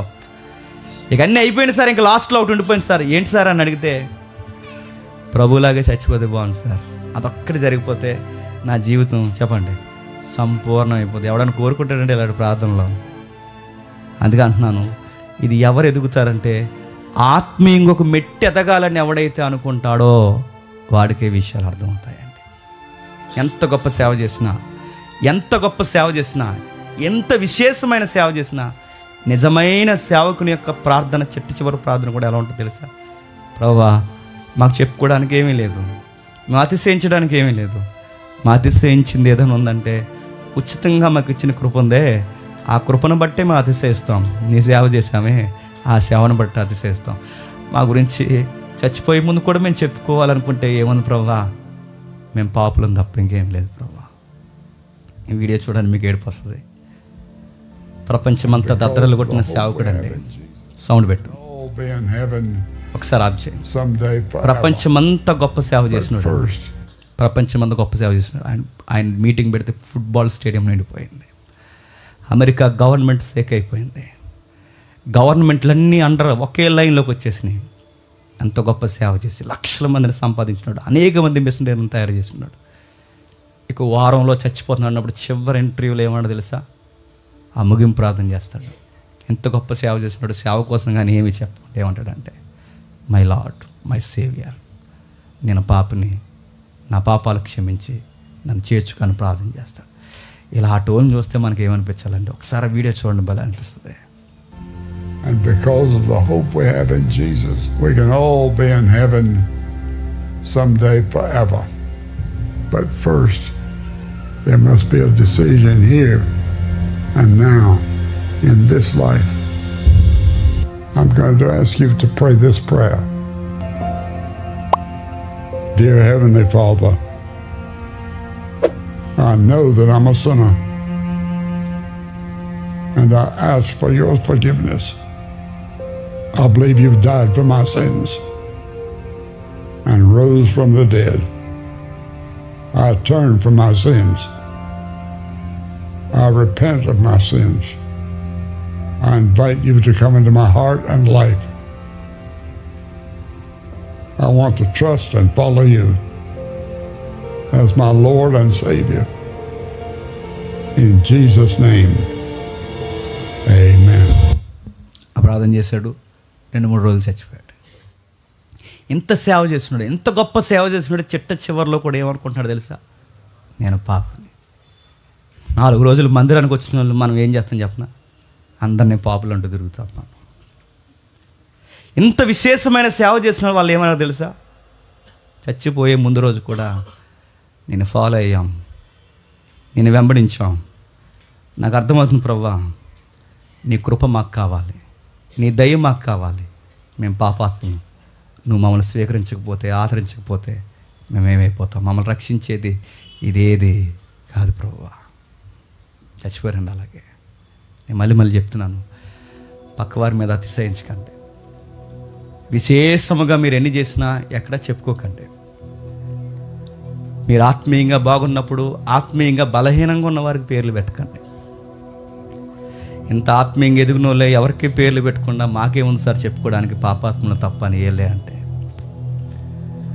4 మీటింగులకి 4 వాక్యాలకి, ఎందుకు తమ్ముడు చెప్పాడుగా, 4 ప్రార్థనలకి 4 పాటలకి ఒక సీనియర్ట్ వచ్చేసరికి మనం అందరం పేర్లు పెడుతున్నామంటే మీరు గమనించండి. మెట్టు ఎక్కుతున్నావా చెప్పండి, మెట్టు దిగుతున్నావా? సరే, మనకన్నా బలహీనంగానే ఉన్నారు, ఆదరిద్దాం. మనకన్నా బలహీనతలో ఉన్నారు, ఆత్మీయంగా అనుకున్నారు, లేవనెత్తుదాం. అంతేగాని ఆ స్త్రీని బయటికి తీసుకొచ్చి అందరూ రాళ్ళు వేసుకుంటున్నట్టు అలా చేయొచ్చా? అందుకే చెప్తున్నాను, అతిశయిద్దాం. శ్రమల యందు అతిశయిద్దాం, బాధల యందు అతిశయిద్దాం, సేవ యందు అతిశయిద్దాం. ఆత్మను సంపాదించే విషయంలో ప్రభువా ఈ పాపను వాడుకుంటున్నామని అతిశయిద్దాం. దుర్మార్గులైన మమ్మల్ని నీ సన్నిధిలో ఇంకా కూర్చోబెడుతున్నందుకు విలుము అని అతిశయిద్దాం. ఏది అతిశయించినా శ్రమల యందే అతిశయిద్దాం. ఇది తీసే ప్రభు అని ఏం అడగండి. ఇది ఉండడం నీ చిత్తమైతే నీ చిత్తమే సిద్ధించుగాక అని ప్రార్థించండి. ఇప్పుడు చెప్పండి, పౌలు గారి ముళ్ళేంటి? పౌలు గారి ముళ్ళు, పౌలు గారు ఎచ్చిపోకుండా దేవుడు యోబు దగ్గరికి సాతాన్ని ఎలాగైతే పంపాడో చెప్పండి, పౌలు గారి దగ్గర కూడా అలాగే చెప్పండి. ఏదో సాతాను దూతను పంపాడు. దానికి వాడిన పదాలు శారీరకమైన బాధలేనంట. అదేంటో మనకు తెలియదు. అది కళ్ళు జబ్బా, కడుపు జబ్బా, ఇంకా ఏదైనా ప్రాబ్లమా, ఏమేమి సమస్యలున్నా మనకైతే తెలియదు. కానీ ఒకటైతే నేర్చుకున్నాడు, ఈ శ్రమల్లో ఈ శ్రమ సాతాను దూతలా ఉంది. ఇది ఉన్నప్పుడల్లా నాకు బాధ కలుగుతుంది, తీసేమని అడుగుతున్నాను. కానీ తప్పదు ప్రభువా, అది ఉండడమే నీ చిత్తమైతే నీ చిత్తమే సిద్ధించుగాక. ఈటి అందే నేను అతిశయిస్తాను. అర్థమైన వారు దాన్ని అర్థం కాకపోతే మీ ఆత్మ మీరే